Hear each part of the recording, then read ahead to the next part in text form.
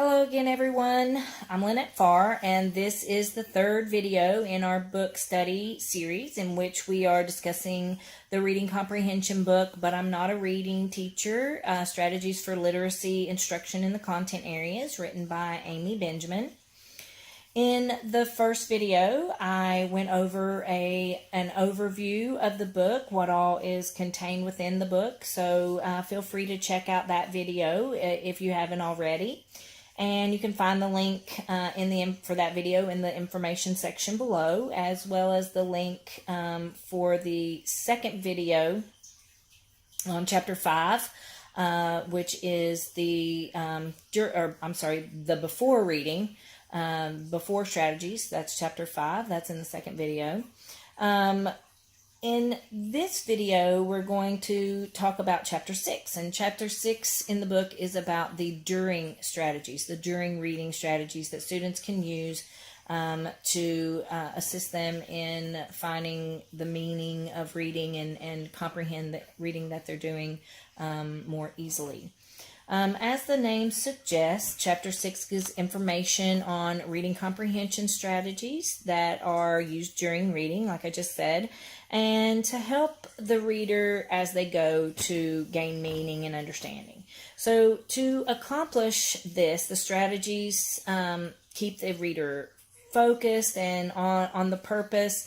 They use the reader's prior knowledge to make meaningful connections, and they allow the reader to be aware when the connections and the concentration start to degrade, as well as hopefully provide the reader with the ability to reconnect the gaps in the comprehension and understanding. Just a quick side note, the author says it's important that during reading, the reader engages in self-talk or meta-reading. This is thinking while reading. Okay, so if meta-reading does not improve understanding, the reader should consider if the problem is internal or external. Well, what does that mean?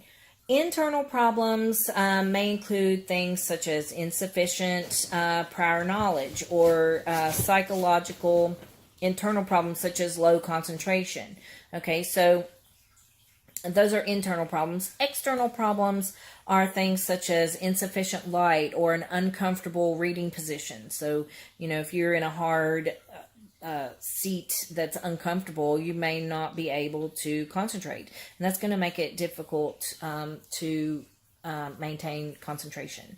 Okay, so the three reading strategies in this chapter discussed by Ms. Benjamin in Chapter 6 of her book are recognizing textual pattern clusters, visualizing and animating, and finally making connections.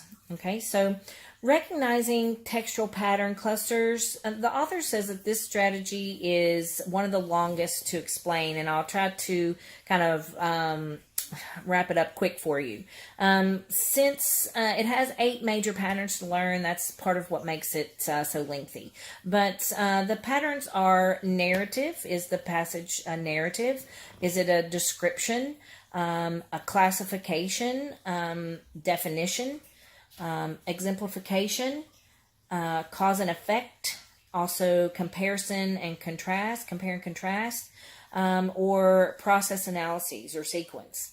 Okay, and since the brain likes organization, it's important to identify which pattern you're in, which one you're reading about. So once you can identify once you can identify your pattern, you can establish a background and foreground. You can read faster, read more efficiently, and read with more purpose. Okay, so the author goes on to explain that in any given passage of text, it will likely have a dominant pattern. Okay, so for example, she says that editorials, newspaper editorials, may have a dominant pattern of cause and effect, and this dominant pattern is supported by comparison and contrasting patterns, or vice versa. You may have a compare and contrast dominant pattern that's supported by cause and effect. And we see that a lot in editorials. Makes sense. Or maybe a biology passage may have the dominant pattern as classification, and it's supported by definition and exemplification. So it's important to try to identify the dominant pattern. What kind of patterns are you reading? Pattern finding in texts often is ambiguous, okay? And the thinking process of attempting to identify the pattern is what focuses the reading and reveals the meaning to us.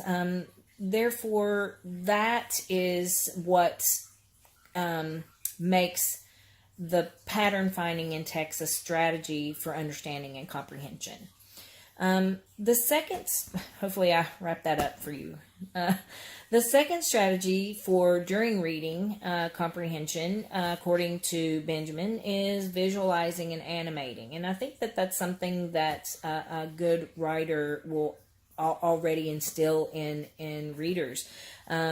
We find this a lot with fiction, or I do, with fiction writing. When I'm reading a really well-written fiction book, I can visualize myself in the book. I think a lot of avid readers talk about this, and that's part of what they like about reading.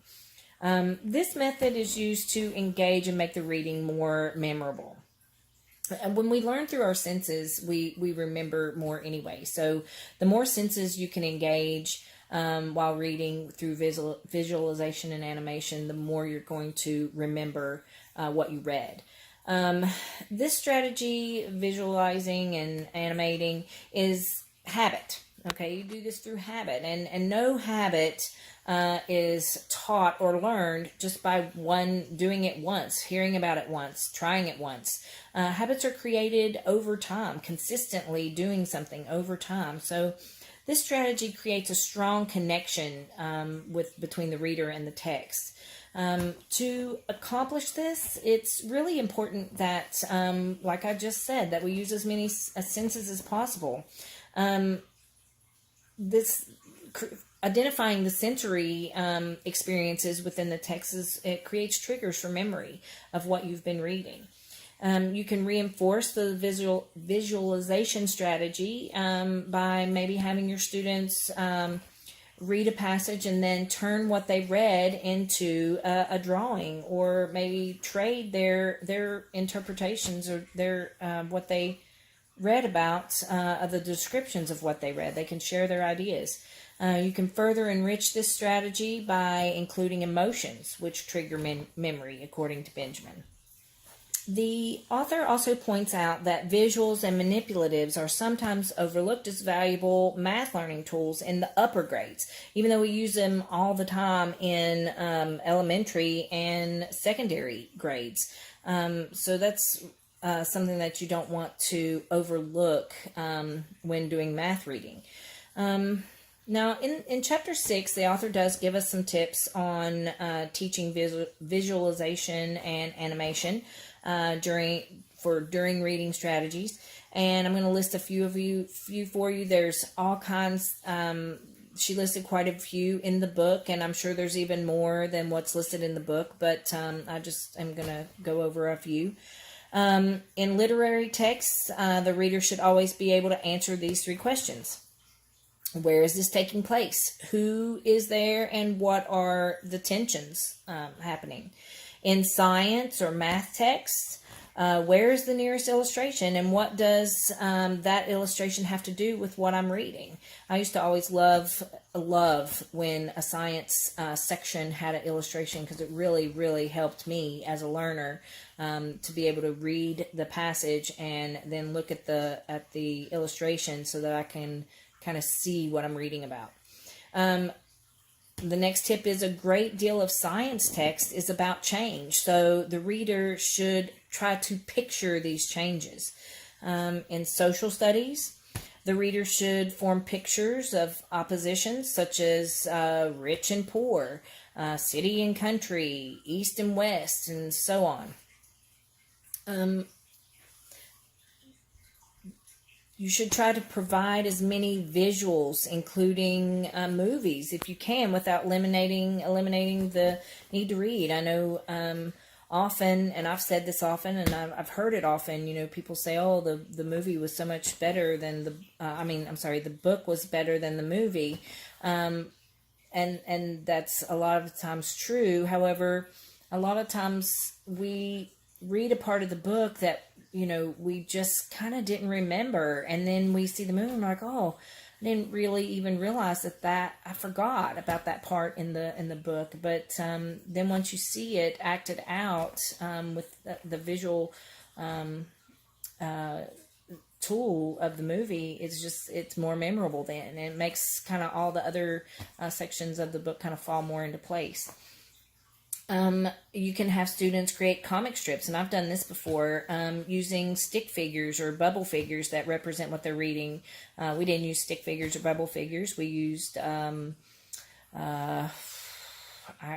website that is right now eluding me, but there's all kinds of websites out there where kids can create comic strips, so that helped them. So I got some really creative and interesting comic strips that the kids created. So that's a fun activity for them to do, and it helped them remember what we were learning about. Lastly, the last one I'm going to mention is you can never remind students too much. You can never remind them enough that visualization and animation are strategies for creating meaning as they read. So that's a very powerful strategy for students. Now, like Chapter 5, this chapter does include mini lessons and scenarios, examples, and analyses for you to look through and to help you get a better idea of how to implement these strategies and help students use these strategies. And to just recap the chapter, the during strategies in this book are recognizing textual pattern clusters, visualizing and animating, and making connections. Okay, so I hope that this video has sparked some questions or comments about the book, But I'm Not a Reading Teacher, Strategies for Literacy Instruction in the Content Areas by Amy Benjamin. If so, please feel free to post a question or comment in the comment section below. I'm really excited to see what kind of conversations we can have, learning conversations, picking each other's brains about the different strategies and how we can use them in the classroom and how students can use them to help with their reading comprehension. And again, I included the links for the first and second videos in the information section below. So please click on those and look at those videos if you haven't already. And the first video, again, was on the overview of the book. And the second video was on Chapter 5, which went over the before reading strategies.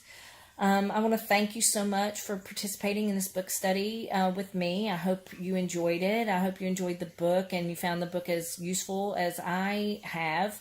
Again, this book was But I'm Not a Reading Teacher, Strategies for Literacy Instruction in Content Areas by Amy Benjamin. And thank you for watching.